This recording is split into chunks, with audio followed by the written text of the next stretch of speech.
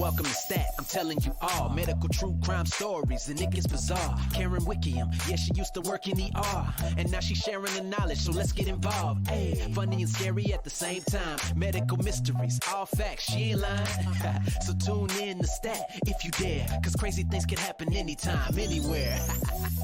Yeah. Hello, hello, hello, everybody out there in podcast land. Welcome to Stat, Shocking Traumas and Treatments, and I am your host, Karen Wickham, coming to you from beautiful Toronto, Ontario, Canada. And again, today I have with me my lovely wife. Hello, everybody. It's Mary. Hi, Mary. Hello. You're looking mighty lovely today. Oh, thank you. In your podcast wear. My podcast wear. We can never seem to get away from the heat. It's the middle of October. Well, yeah, it is. Mm-hmm. And it's bloody hot out. Yeah, it's like 22 degrees Celsius. Yeah, but yeah, there's no such thing as global warming. If I can wear shorts till mid-November, I'm happy. Yeah. If I could wear shorts all year, I'd be happy. You do wear shorts all year anyway. Yeah, that's right. Okay. What did you say? Bury this bitch? Bury these bitches.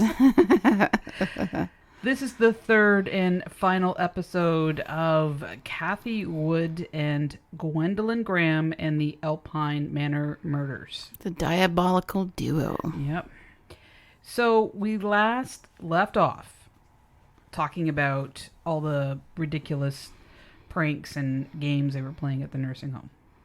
And oftentimes the patients were at the root of all their jokes.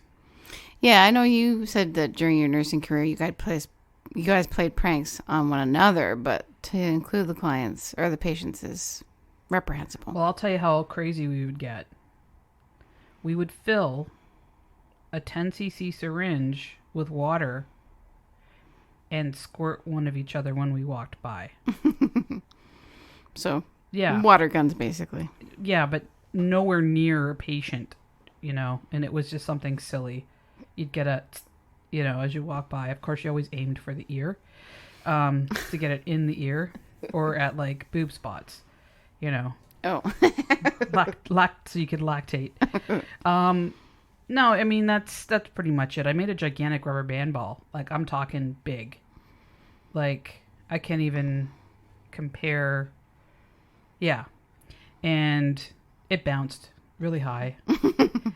And my manager found it and was like, well, this is a waste of supplies and a waste of time. Meanwhile, it took like months to make it. And the last time I was, when I last worked, it was still there. Maybe it's still there. It could still be there. So yeah, we were pretty wild and crazy. Yeah, but still, you weren't. And only patients. if we had a few minutes to do it, and if we did, that was like, ooh, let's squirt water at each other's ears. Anyway, okay, so that's where we last left off. Now I want to talk and get into some of their victims and give a little background and just carry on till the end of this. The first person I want to talk about is Marguerite Chambers. She had early onset Alzheimer's. She had been a very strong and active woman, and she was only 48 years old when she was diagnosed with it. Wow. Her children, she was incredibly bright. She was a wonderful mother. She had 2 boys and a girl, had a great relationship with her husband, and she worked at Lear Sigler for 30 years repairing and calibrating flight instruments. So I don't think, you have to be pretty sharp to do something like that. She was also the president of the UAW local. And it was first her boss and her coworkers that noticed the change in her. She was put on sick leave, never to return to work. They noticed that her work was failing. She was repeating herself. She was forgetting things, that kind of thing. So she was put on leave just to find out what was going on. And that's when she was diagnosed. So her husband, Ed, they were a very loving couple. He was very devoted to her, took care of her at home for 8 years. But then it got to the point where he just couldn't care for her anymore because she needed total care. Everything from bathing, dressing, feeding, that kind of thing. So when he decided that she would go to Alpine Manor, he sold his home and bought a mobile home, a little mobile trailer, and a car, and moved into that.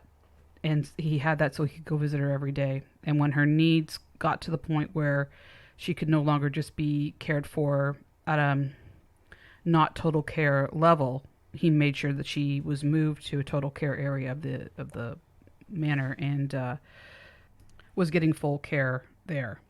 Now, she had a daughter by the name of Jan Hunderman, and her husband's name was Ed Chambers, and they would go visit her, like I said, all the time. Now, her daughter started to notice certain things, like when she went to visit her mom always seemed cold. Like her hands were cold, her limbs were cold, and she looked unkempt. And this was not like her mom at all. She was always took a lot of pride in the way she looked. And even when she was in the other area of the nursing home, they, really made sure that she looked great and was well cared for. But then she moved to this new area where you require more care, and she just looked untidy. Her hair, unwashed. Just her clothes were sometimes had, food spills on them, etc. And the other thing she noticed, that if she went to go touch her mom on the face, or touch her hair, her mom would flinch. And this was something new. That's a sign that a person is being abused if they flinch, especially if someone who loves them goes to touch them. Even though she had dementia, this was a brand new thing. So was it the dementia or was something going on? And as we know, something was going on. The aide that was assigned to her was on night shift was Cathy Wood. Mm-hmm. So they always tried to have continuity. So on your shift, if you've worked with that client, you want to continue to try to have them matched up with that client. So yes, Cathy Wood was her main aide. And so this woman was also, flinching, not looking. Oh, yeah, because she's probably terrorizing her. Yeah. Psycho. So on the night of January 19th, 1987, two female aides entered the room of Marguerite Chambers. One was very tall and large, and the other was short and stocky. The curtain to her bed was opened. One aide took a face cloth and put it up, pushed her jaw up and covered her mouth, and the other aide used a face cloth and plugged her nose, cutting off her airway. Within a minute or so, she stopped fighting, and she died of asphyxiation at the hands of Cathy Wood and Gwendolyn Graham. Her death was ruled natural. The diagnosis was MI, myocardial infarction, otherwise known as a heart attack, and it was signed off by a Dr. Piskin on January 19th, 1987. Gwen and Cathy called in sick that night. So, if, it was the night of the 19th, they're supposed to go in on the 19th at 11, and then they become the 20th. And that became, I guess, an MO for them, is that they would murder somebody, and then they would have the next night off, or the next day or two off. And this is what they said. They said they had to wait for someone to come in and fix their water heater, because it takes two people to do that, right? Right, yeah. I remember when my water heater broke at work and I was all by myself. You had to call in people to be with you, right? Yeah, that's right. Yeah. Wait, so I have a question. How do they know? Are you just narrating that they went in, or this was later revealed? This was later revealed. There wasn't like a CCTV or... No. And you can't have CCTV in patient rooms. The only rooms, at least in Canada, the only areas that you can have cameras are in main areas. Like hallways. Hallways, and unless the person is in isolation, or like they can't leave their room, or if it's a patient that's in lockdown, like a psychiatric patient that's in 24-hour observation. But otherwise, at least, like I said, in Canada, you cannot have cameras in in rooms or in bathrooms and that kind of stuff. Right. Though, I mean, there are special situations where they would do that, but generally no. So obviously they weren't waiting for the water heater to get fixed. They were drinking heavily and having sex. And they were role-playing the murder of Marguerite. So they actually took some of the restraints that were used at the nursing home. Okay? And so they stole them?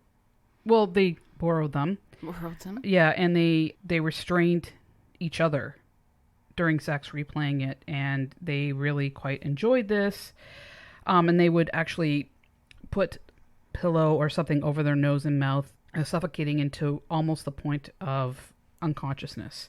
And it really excited them. They loved this. And this was part of the progression of their relationship. They said it actually made them closer to each other. And this was only the beginning of their reign of terror at Alpine Manor. What happens with many patients with dementia is that they don't quite understand what's happening. So if they're being bathed or if they're getting a rectal temperature taken, because often, well, back in the day, now you can do in the ear and, forehead, that kind of stuff. Or we're getting a catheter or an enema, they would think that they were being sexually assaulted. And oftentimes they would, some patients will yell out that they're being raped, that they're being assaulted. Yeah, just because they're confused. They don't really even know where they are, right? Yeah, and so they feel sometimes that they were being attacked or that they were being watched, things like that. So this makes them so much more vulnerable, because when it's really happening and they're reaching out for help or calling out for help, it can be seen or, oh, well, they're just confused and this is what they do. And so how much more vulnerable does this make them? And it could go on for a very long time before they were ever taken seriously. The next patient I want to talk about is Myrtle Loose. And it's spelled Luce. I think I'm saying it right. Yeah, Loose. Yeah, that sounds right. She was 95 years old. She had worked as a sales clerk when she was young. She was very kind and helped people. She even provided a home for a teenage boy who was in a bad family situation. She took care of her sister-in-laws when they were sick. She was just always helping people out. In her 80s, she was no longer herself. Once a warm and loving person, she became distant and wouldn't get out of bed. She had a series of TIAs, which are also known as mini strokes, and was diagnosed with organic brain syndrome. At 93, she required total assistance. Her daughter Hazel and son Ted were really happy with the care that her mother was getting at the manor. Hazel was there often, visiting and sometimes assisting with her care, even though she was, getting up there herself. On February 10th, 1987, 10 days before her 96th birthday, she was found dead in her room at 2:20. Cathy and Gwen had been seen in Myrtle's room just before her death, even though they were not assigned to care for her that night. So you should never be in another patient's room unless you're assisting one of the aides or right, nurse. Yeah, Karen, come here, I need a hand with this. Exactly. Whatever, right? The bad behavior by the staff working the night shift continued. Even though some staff members wanted to report what was going on, they were too afraid. Now, that didn't mean it went unnoticed. Tish Prescott was an RN that worked there that pretty much only worked night shift, and so was always in charge on the night shift. So you'd have nurses that would be in charge of whatever area and station, and then you would have one nurse in charge of the whole actual manor itself. She knew that there was something up. Things were just not right. Trish was an old school nurse. She had no time for pleasantries. Patience and professionalism were foremost. She tried to report them and other staff. But because of the high turnover and that they were short-staffed and overworked and the sick calls, nothing that she reported was ever taken seriously. Well, I shouldn't say that. One time, she reported a staff that was found outside one of the rooms, outside one of the windows, and that person was sent home and fired. Outside the window. Oh, because they used to take the screens out. Yeah, and jump outside the window. So she found them outside the window. Yeah, but they showed up drunk at work one day, but they didn't get fired. Well, yeah, that's what I'm getting to here. So the two aides that we just talked about, Cathy and Gwen, she was watching like a hawk. In fact, she was 65 when she was a nurse there, and she was getting tired, and she's having some back and leg problems. So she would drive around in a little scooter and buzz around from room to room. So Cathy and Gwen would hear her coming. So sometimes she would park the scooter and walk to where they are, and she would scare them, and they'd be like, "Oh, we didn't hear you coming." So she was trying to do her best to catch these idiots.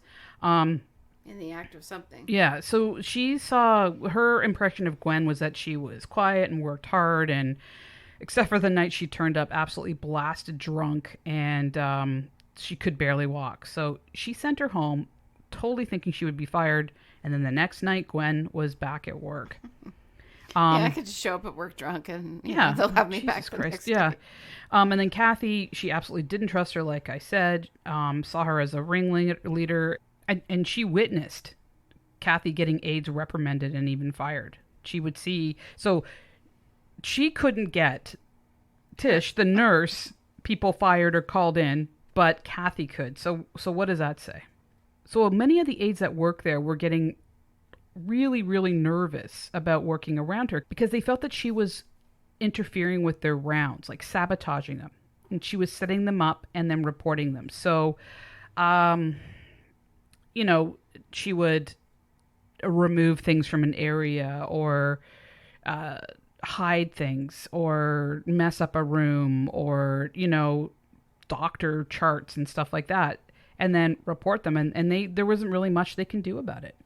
And she also didn't hide her anger. She, at one time, had a temper tantrum and threw a dinner tray across the hallway. Now, again, I can't imagine working, having a fit, throwing a dinner tray, and then, being able just to carry on with the rest of my... no consequences. Yeah. Like, what the hell? I did work with one doctor, though, that I wasn't there at the time when I worked with him, and he was such a bully. He was such a jerk. So you did what you could just to... It reminds me of the Seinfeld episode, No Soup for You. You go up, you order your soup, you step to the left, you get your soup, and you leave. You don't want to piss off the soup man. Same with this doctor. You just, yes, no, whatever. But one time he got so angry that he just cleared the top of a counter, like where the doctors go up where the phones are and some charts and stuff. He just took his arm and cleared it and threw stuff across the room. And I guess he was reprimanded, but he wasn't suspended or fired for it. So temper. Yeah, that's about the only time I've ever seen someone, I heard of. I have never seen anybody do that. So they were, not only that, she verbally attacked an RN. Nothing happened. And apparently she had just was foul things that she was saying to them. And they also believed that she was vandalizing people's cars of who she didn't like. So she would confront them, they'd go out to leave, and their car would be vandalized. No subtlety in that, but could you prove it? You couldn't. Mm-hmm. So there was no secret in the department that she was a violent bully. And Tish hated it when Cathy and Gwen worked together. She would assign them to opposite ends of the manor, and then they would trade areas and they would end up working together. She reported that as well, and they're like, well, what are you going to do? So she also felt in her gut that they were up to something more sinister. Again, she couldn't prove it. So she actually went to the assistant director and the director of nursing, and they were like, well, we have no proof. What are we going to do? We're short-staffed, blah, blah, blah, blah. So, let's put patients at risk because we don't want to have to deal with it. Yeah, some of the managers could get off their butts and work. Yeah. Managers pretty much rarely show their at least there didn't even show their face on the floor half the time. That's why I liked working nights, though. I like not seeing my managers because during the day, everybody had their noses stuck in everything. You work a night shift and it's just you, the doctor, nurse in charge. You do your business. You don't have to worry about, how come this area still has those charts in the corner? We asked you guys to put the... You know what? I don't have fucking time for this. Yeah. So it's crazy, and you're trying to find a place to put a stack of charts. Or, not even charts, just like papers. Anyway, I digress. So this is some of the things that they had progressed to. This comes from the testimony from Cathy. Her and Gwen were going into patient's room and restricting their airways by pinching their noses or putting their hand over their mouth because they wanted to see who could fight them. So the ones that were weak, they were targets. The ones that were strong, they didn't bother with because they would make too much noise and be too hard to kill. And these people they would do this to, they would whisper to them, "You're going to die tonight." Just evil. Yeah. In January and February 1987, There were 6 falls on the floor in 9 days, which is ridiculous. Patients were scared and anxious. They were afraid to take their medicine or eat or have any of their activities of daily living, like care, done. And one patient injured herself climbing up her bed and fell over the backboard because she was trying to get away from the nurse because she thought the nurse was trying to kill her. Mm. All right, let's talk about the next next victim. Her name was Maisie Mason, but went as May Mason. She was 79 years old, and she had Alzheimer's. She was once a very independent woman, loved much by her family, especially her granddaughter. Her condition had slowly deteriorated over the years, and by February 1987, she was completely confused and required total care. One of the main aides that were taking care of her went by the name of Sean Doherty. When she went to check on her patient on the night of February 16th at 2 a.m., the door to May's room was closed, which is completely unusual. Don't close the rooms. You might close them a little bit, but you would be able to see clearly into the room. So the door's closed. She tries to open it, and she can't. Something's behind the door pushing back on her. Who was it? It was Cathy and Gwen. They were holding the door shut. Finally, they opened it, and they were laughing. Now, again, they shouldn't have been in those rooms, but what kind of bullshit game is that? What are you, 5? Absolutely ridiculous. But clearly they were in there doing something. They were up to no good. So Sean returned to check in on May at 4 o'clock. And when she got in there, she was gray. She was on her back with her hands at her side with her mouth open. And her jaw was listed to one side like it looked like it had been dislocated. And her hands were pointing or facing up to the ceiling. Now, I think they were being posed. This hasn't really come up before, or maybe it has in another episode elsewhere that covered it. But all the patients were found that way, or at least the ones that were reported. They were lying on their back with their hands to their sides, pointing up to the ceiling. Which is not a natural pose for most people. Well, no, you don't usually. Well, I guess you could die that way, but all these people that died most of them were otherwise healthy. So she was so upset. She called out to the nurse to come into the room, and then the nurse supervisor on the floor, and she was pronounced dead.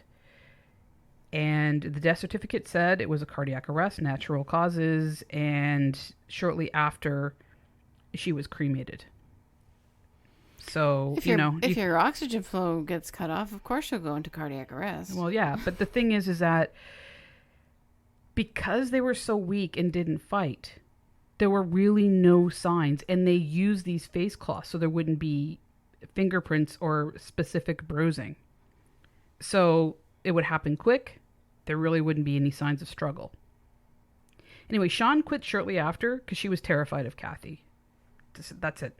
No amount of money is worth working here under those conditions. Another patient was by the name of Ken. He had dementia, and it would cause him to sometimes be really loud and combative, except for when Cathy was around. And one night when Angie, I've talked to her about her before, was assigned to Ken, he was being loud, yelling, and he was confused. So Angie knew that Ken would settle when she was around. She said, "How do you do it? Can you help me out here?" So she said, "Watch this." She walked over to Ken, whispered in his ear, and he fell silent almost immediately. And Angie said to Cathy, "What did you do?" And this is what Cathy said, quote, and this is from the book that I've referenced in the notes, and a quote from Angie. "I told him, go ahead, scream one more time, but look at me. I'm bigger than you. I'm huge, in fact. You are helpless. I am not. You scream one more time and I will kill you, and there will be nothing you can do to stop me." End of quote. Angie knew she should report it, but she was terrified to do so. Cathy had gotten even worse over the last couple of months. She was even more abusive and vindictive than ever. Even her closest friends were afraid of her. They were not only just afraid of her emotional abuse, but now she was threatening them physically as well. The violence towards Gwen had increased quite a bit, as witnessed by friends. They saw Cathy battering her. So Angie just quit soon after the incident. She wanted nothing to do with Cathy and the insanity at Alpine Manor anymore. I'm curious. So they witnessed, her battering Gwen, but they didn't report her? Like, was it just out of fear? Well, they didn't witness her battering Gwen at the nursing home. Oh, okay. She was having parties all the time, remember? Right. So or was she seeing signs of her being battered, I guess, maybe, was it? Well, they saw that as well, but, I mean, it was known that, Gwen would get into a lot of bar brawls, and those two had, very aggressive intimacy with each other, if that's what you want to call it. But I guess at some of the parties and in the bars, they would see Cathy grab her by the hair and yank her backwards and drag her out of a room. They would see her slap her and punch her and stuff like that. So yeah, no. Yeah. So the next patient I'm going to talk about is Ruth Van Dyke. Her son and daughter, they were twins, Al and Lavina, were called on the 25th, 1987. Sorry, February 25th, 1987, because they said that their mom looked like she was going to pass away anytime.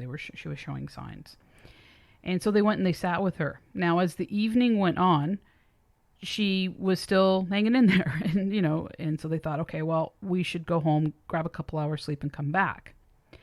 So at 2 o'clock in the morning, they got a phone call to rush back into the hospital or rush back into the nursing home because she had died. She had a cardiac arrest, they said. So that, it just reminds me of other cases we've covered where the family leaves the room, something happens, they're called.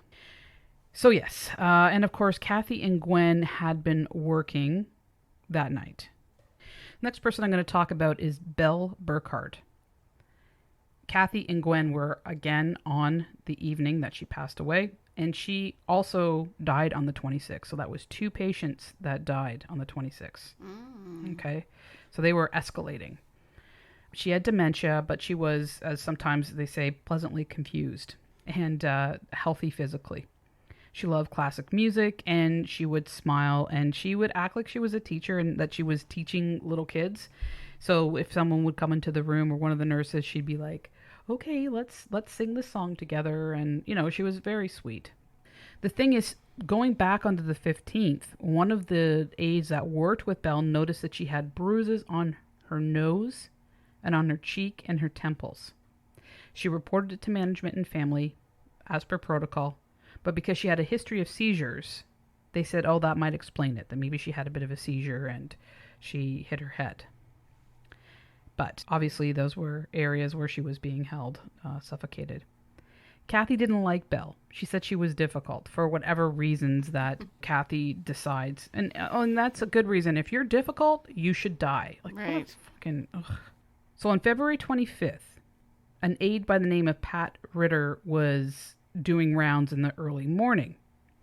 At 4, she went in to check in on her patient and found her deceased. She was really distressed and she called for help. She was pronounced dead at 4:25 by the staff supervisor, RN. And apparently, Pat remembers when all this was going on, she was really upset, but she remembers Cathy standing at the nurse's station with her arms crossed, with like a little smirk on her face, watching what was going on. So she was getting a lot of pleasure from it. So remember we talked about Dawn Mail way back? Oh, yeah. Mm-hmm. So even though she was pretty much out of the picture, she did hang out with them occasionally. And this one particular night, they were out partying, and they went back to Cathy's place to drink like usual. And they told her that they were killing patients at Alpine Manor. So because they played so many head games, Cathy in particular, Dawn thought they were just like screwing around with her. But after a while, she thought, no, you know what? I think they're telling the truth. And this scared her. And to prove that they were telling the truth, they said that they had been keeping souvenirs. So Cathy went into her bedroom, pulled out a box, and there was a patient's sock in there, along with some jewelry and trinkets. And because Dawn had worked there, she knew that some patient's stuff had been going missing. And so when she saw this, she's like, holy crap. This could be from the patients that they had murdered. Mm-hmm. Not just blowing smoke. So she tried to convince herself that they were messing with her and didn't want to think about it and just sort of didn't say anything. The next person I want to talk about is Edith Cook. She was another victim of these two psychopaths. Edith was 97 at the time that she died. She had suffered a lot through her life. She got married young, lost her husband when she was only 50. She adopted a child. The child passed away, and she only had a half-brother at the time that was in her life. But he would stop by with his son and his son's kids, so she did have some family that would come visit her. When she was admitted, she had no history of dementia. She was going into the hospital because she needed more care. She couldn't manage herself. So by 1985, she was diagnosed with breast cancer, and she's like, you know what, 95 years old. I don't want to get any treatment. And it was slow growing, so she just left it at that. However, her health continued to deteriorate over the next couple of years. And it was a bit of an accident. Her legs got caught in her bed rails while she was sleeping. It cut off her circulation, and her toes became gangrenous. Oh, wow. So now she has this painful condition. I mean, her toes are gangrenous. She was in constant pain, and they didn't hesitate to give her pain medication. On April 7th, the nurse that was working in that area by the name of Marianne Connor visited Mrs. Cook at around midnight to put some cream on her toes to change dressings, that kind of thing. The aide that was assigned that night was Cathy Wood. Marianne did not trust Cathy at all. And furthermore, Marianne had that she needed to be convinced any further. She had seen a lot of bad behavior going on in the nursing home. And of course, Cathy was behind all of it. One of the things she noticed when they were there is that they would blast music while going around and taking care of people, like changing them and repositioning them. And when some of the patients had trouble eating, they would get pissed off, Cathy, and she would throw food at them. So if they were sort of like not wanting to eat or turning their head or whatever, she would just pick up the food and throw it at them. Of course, she reported it and nothing happened. Mm-hmm.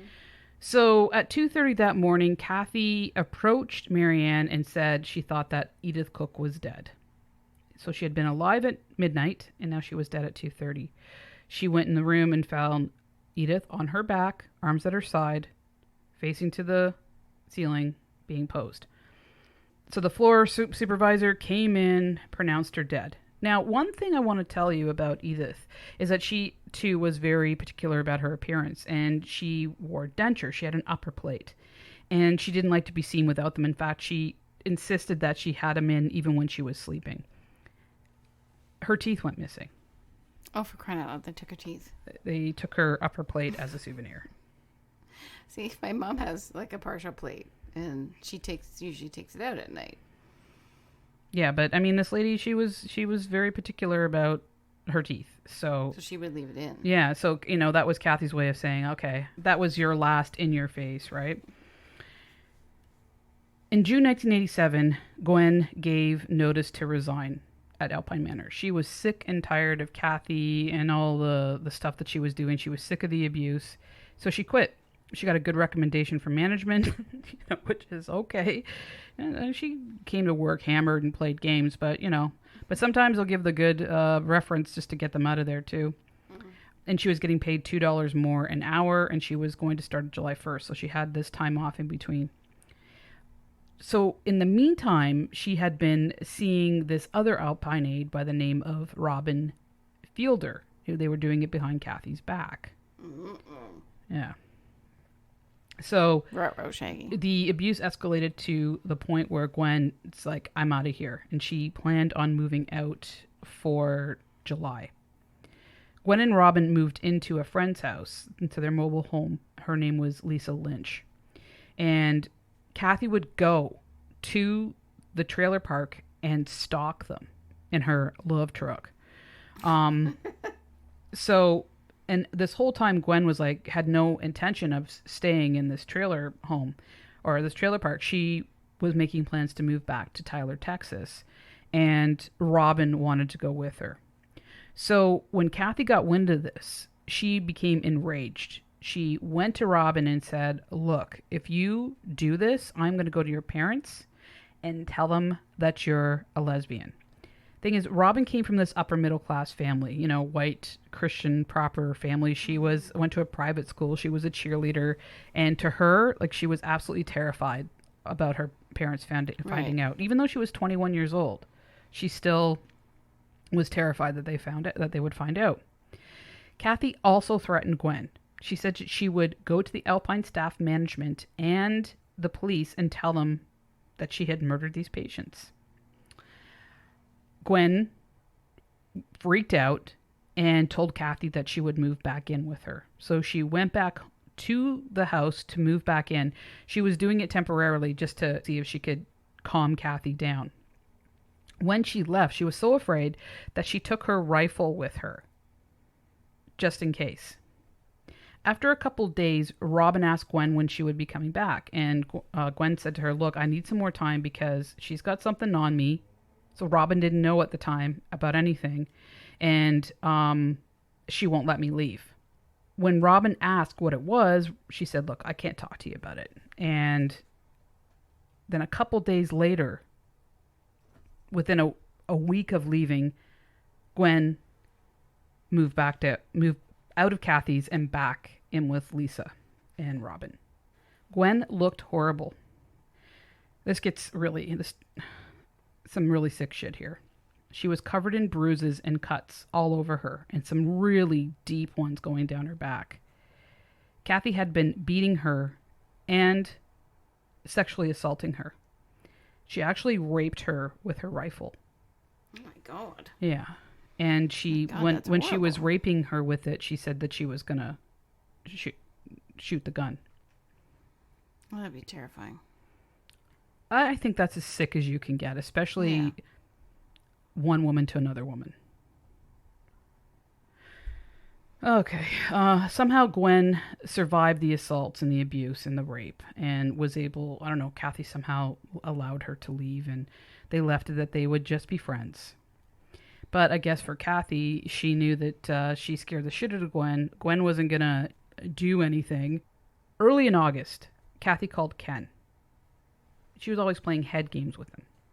But in the middle of this conversation, she told him that her and Gwen had killed 6 patients. And he was like, okay, she's just playing head games with me again. And he asked her more questions. She said, you know what, I don't want to talk about it over the phone.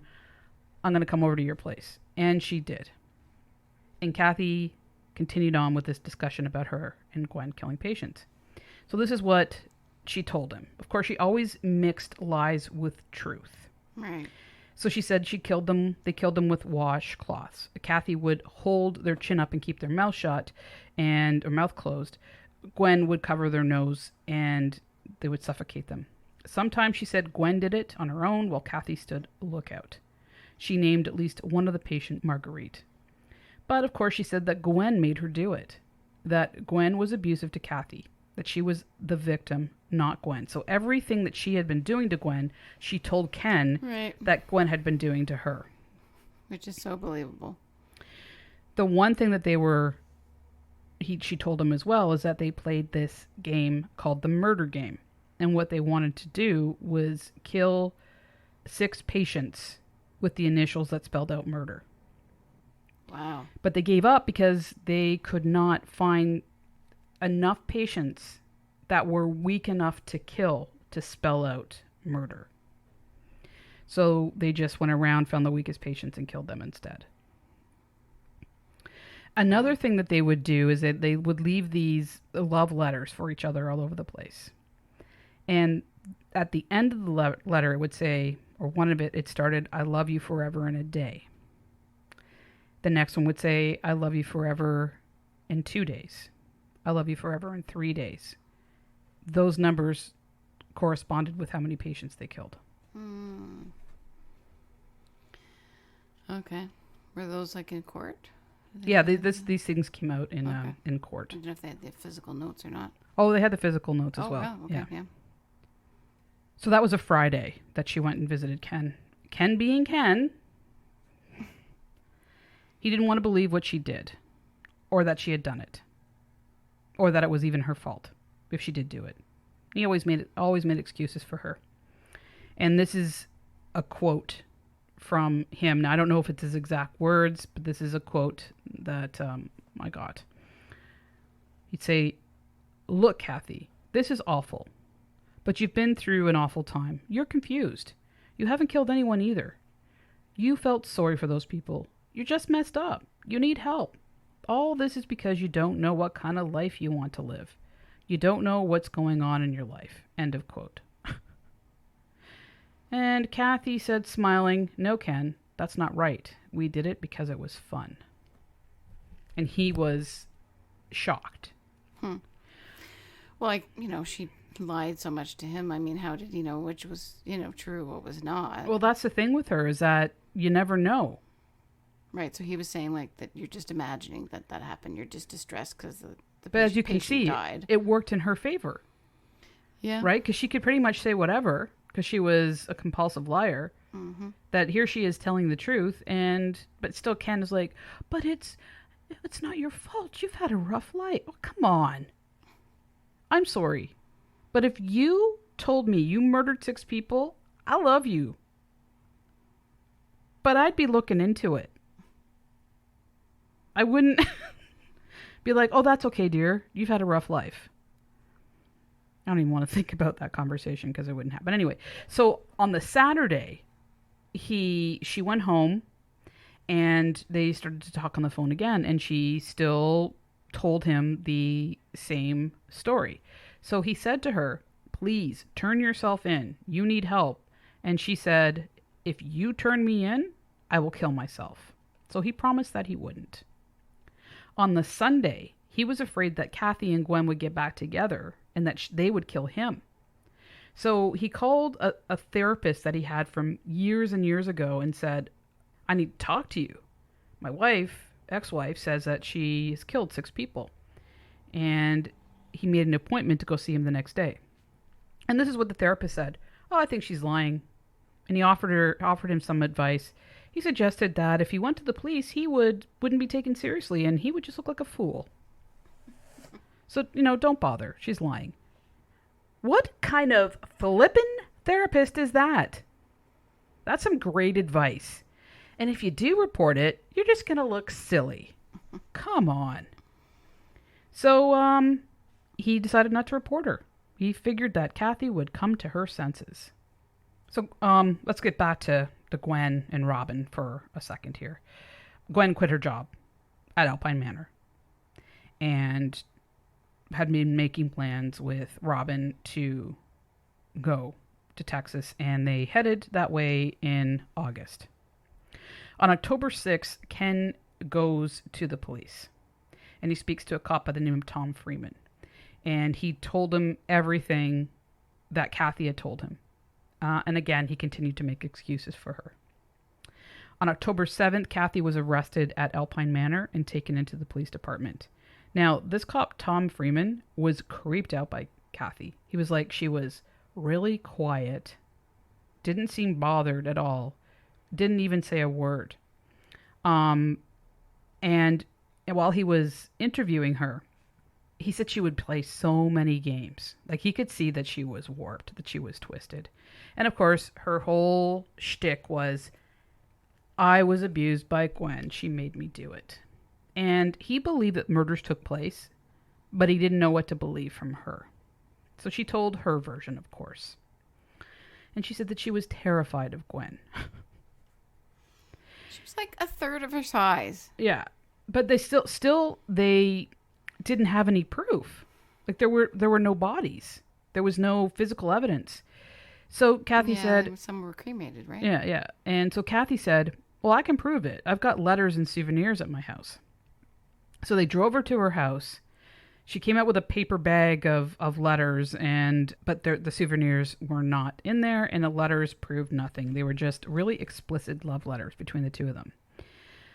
Now, she said, "Look, I'll take a polygraph test." And so she failed the polygraph test. Mm-hmm. No, but the polygraph test was saying that she and Gwen murdered 6 patients, but that she was the victim of Gwen and that Gwen did it.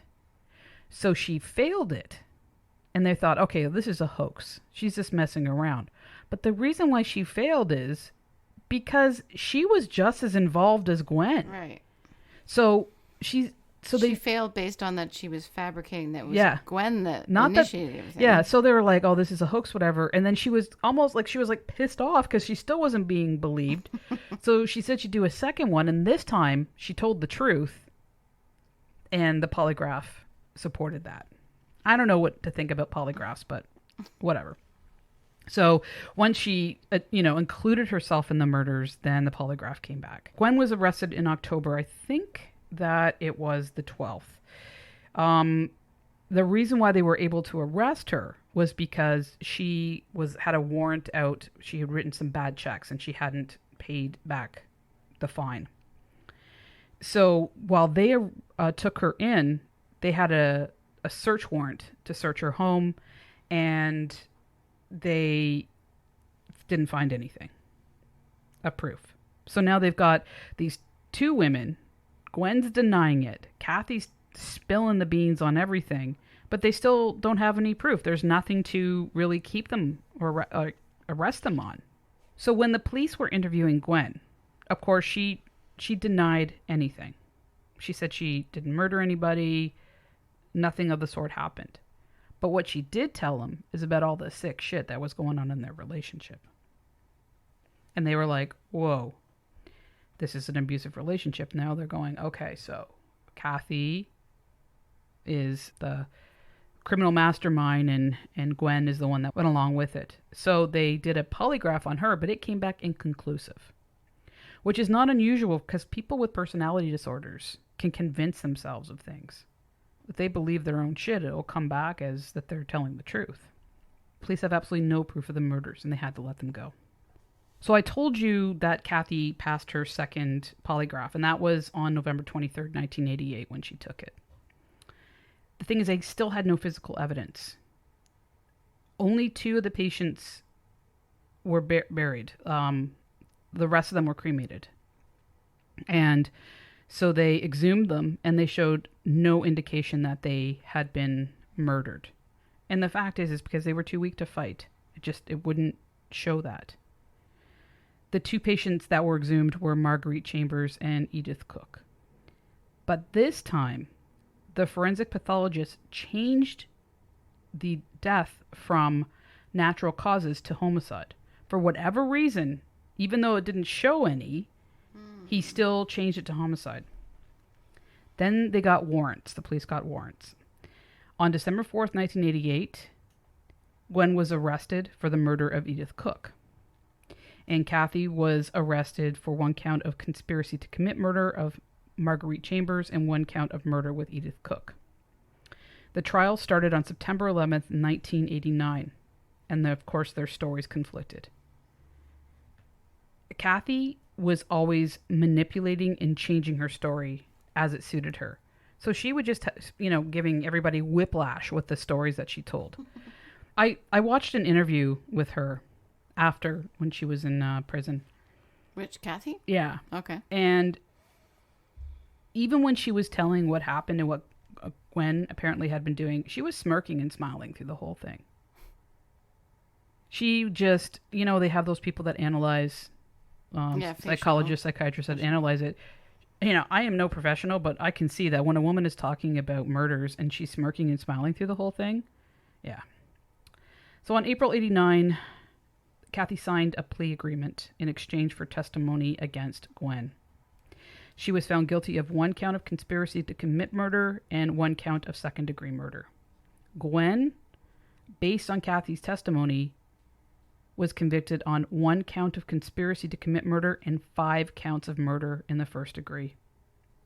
And she still maintains her innocence to this day. Mm-hmm. Gwen got 6 life sentences. And Cathy got 20 to 40 years. Should have been the other way around. Yeah. So on September 20th, 1989, that's when they were given their sentences. Cathy was sent to Tallahassee Prison in Florida, and Gwen to the Robert Scott Prison in Michigan. So Tallahassee. where are they now? Gwen is serving out her 6 life sentences. And Cathy got released in prison January 16th, 2020. She was refused release 8 times, but the 9th was a charm. Now, the conditions of her release were that she were to stay away from the elderly and children and vulnerable patients. However, that condition ended as of June 2021. And she lives in Fort Mill, South Carolina with her sister. She's 57 years old. So she's out free and clear. Who knows what she's going to do? I mean, she served 30 years. Okay. Should have got life. But in her mind, that's a victory, right? She probably ran that prison. Oh, no doubt. She probably enjoyed herself. Uh-huh. Oh my God. I can't even believe she probably just had a bloody harem. Ugh, I don't want to think about it. Ugh. So that is the end of the Cathy Wood, Gwendolyn Graham, Alpine Manor murders. Sick. These vulnerable victims, these vulnerable elderly people that are at the mercy of those who care for them. They deserve the best care possible. Indeed. And, people were hired off the street with absolutely no training. That doesn't mean that they weren't getting some excellent care. Just because you don't have any training doesn't mean you don't have compassion and sympathy, empathy. But unfortunately, patience, there's a whole bunch of things to work with people like that. Just, kindness and... I mean, it was a perfect storm. You have this highly intelligent, manipulative, narcissistic psychopath, Cathy. You have Gwen, who was horribly abused and had many brain injuries. And, she was borderline personality, God knows what else you can say, she had antisocial personality disorder. I mean, so many that its basis came from her childhood all the way up. So you have her who would flip between being a very kind and loving person to an aggressive sociopath that could kill. You put those two together. Gwen just wanted to be loved and accepted. Cathy wanted to be idolized. You put them together and at least 6 people were murdered. And how many were victimized? Yeah. If anybody listening to this has anything to add, any questions, any comments, any opinions, please feel free to email me. All the information to contact me is in the show notes, and feel free to join the STAT Facebook group, best group in the land, as I always say. If you have any time, I'd love it if you could go to iTunes and leave a review. It helps get the podcast out there, but it also helps make my heart warm. Yes. Yes. And thank you to all the Patreon supporters. I really, really appreciate all the support that you give. I appreciate all of you guys. So thank you for listening. And Halloween is coming up. I might just have a special Halloween episode coming. Ooh, scary. Scary. So that's it for today. Thank you so much for listening. Remember to take care of yourself. Take care of one another. And most importantly, love yourself. Peace. One love. True crime and it gets nothing realer. Sometimes it'll be the cure that'll kill ya. Gotta watch out, yeah, you gotta watch your back. Cause you don't wanna be another episode on Stat. Thank you for tuning in, learn a thing or two. These medical mysteries can be unbelievable, yeah. Subscribe, make sure you do that so you'll be tuned in and be ready for the next show. Stat.